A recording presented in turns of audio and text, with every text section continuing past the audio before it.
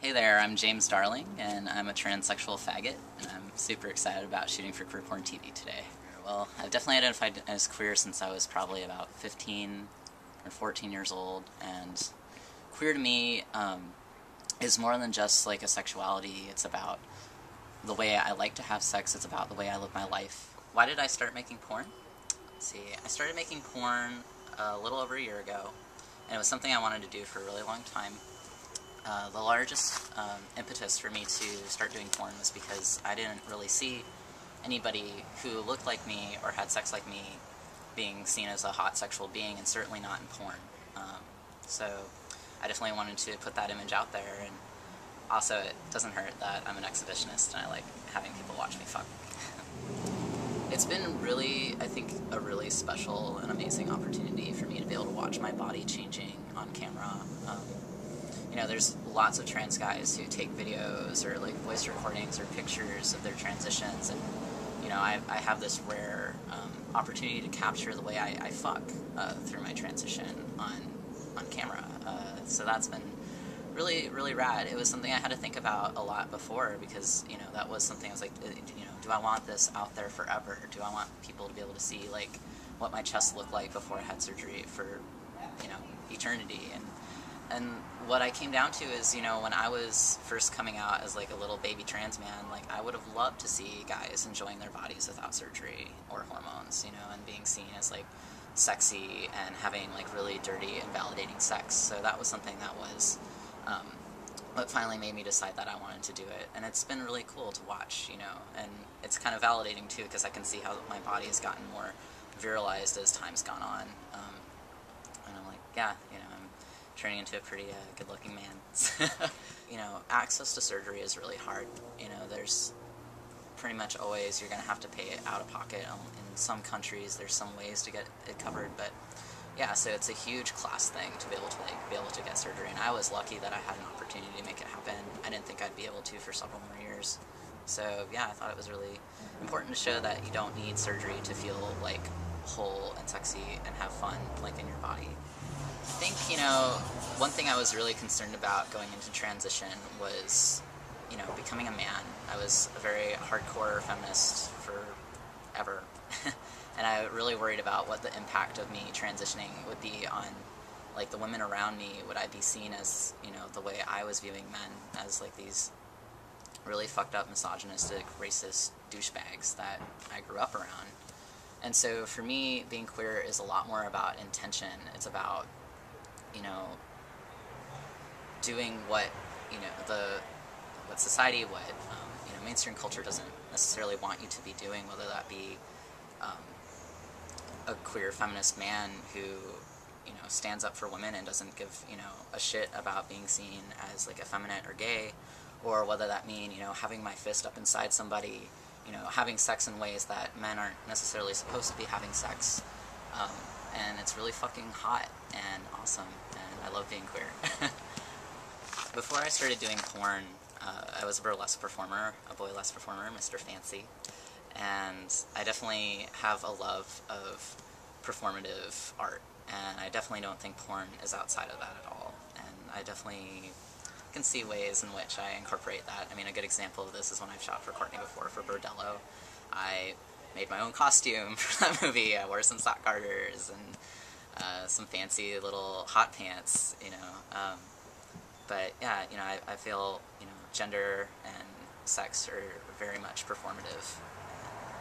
Whether that be on a stage or in front of a camera or behind closed doors in your bedroom, you know, it's definitely a very beautiful and amazing performance. Yeah, it makes me really hot for other people to watch me, whether that, you know, I don't know, whether that be because people are watching me from things that are on the internet or on DVD or in real time. I've definitely had a lot of really hot exhibitionist experiences, whether they be at play parties, whether it be in the backyard of someone's home while the neighbors can see. You know, I like to be watched. It makes me really wet. It makes my dick really hard. Well, my friends and I always like to talk about what are our queer roots, like what got all of this pervy queer deliciousness started. And when I think about it, you know, I think about being you know, like this 13-year-old at Girl Scout camp, you know, and I think camping and being outside, again, the exhibitionist thing comes up for me.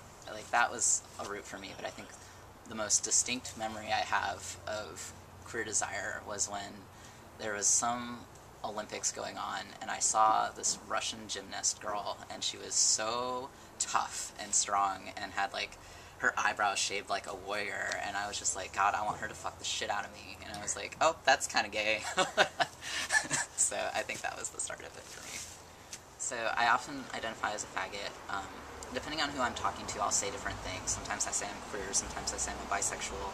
Probably the most accurate term is that I'm a queer bisexual, in that I'm open to quite a wide variety of identities and genders and bodies, but that I typically have patterns of attraction that happen for me, and that tends to be people who identify as men and people who identify as women, whether they're trans or not. And yeah, I am definitely pretty faggy. I mean, I don't know if you can tell from like watching me, but I can be a little effeminate, and I'm still very hot for ladies. It's kind of hard though. Sometimes girls think I'm too gay and that I wouldn't be interested, but I am very much hot for ladies as well as guys. I grew up in the South, and there's a lot of really rad, amazing queer people down there, but I don't know, the environment is just very different, and out here there's just so much more resources and access to things that I didn't have otherwise, and so I feel very spoiled. You know, like any night of the week I can, you know, pretty much go out and be surrounded by like sweaty queers dancing together, and, you know, I can hook up with multiple people a week and, you know, feel supported. And, you know, like out where I came from, there weren't very many trans fags, and out here I'm kind of a dime a dozen. I think the thing that sets me apart is that I'm still hot for ladies. But yeah, it's been an amazing journey for sure, to think of where I was like 2 years ago to now, and I'm really grateful I have an opportunity to live someplace like the Bay, which has like so many sex positive, fucking radical queer people. It's been amazing.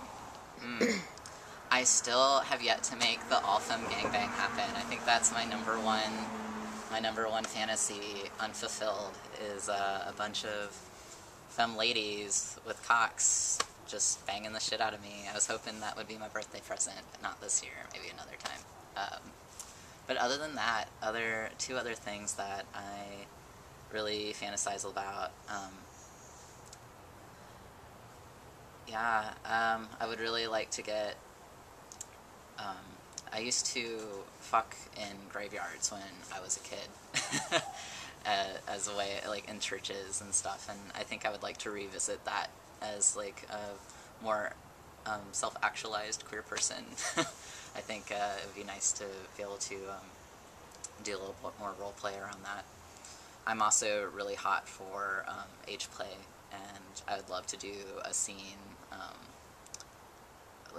You know, I've done some stuff with like Mommy Boy, but I would love to have more like maybe Granny Boy, or you know,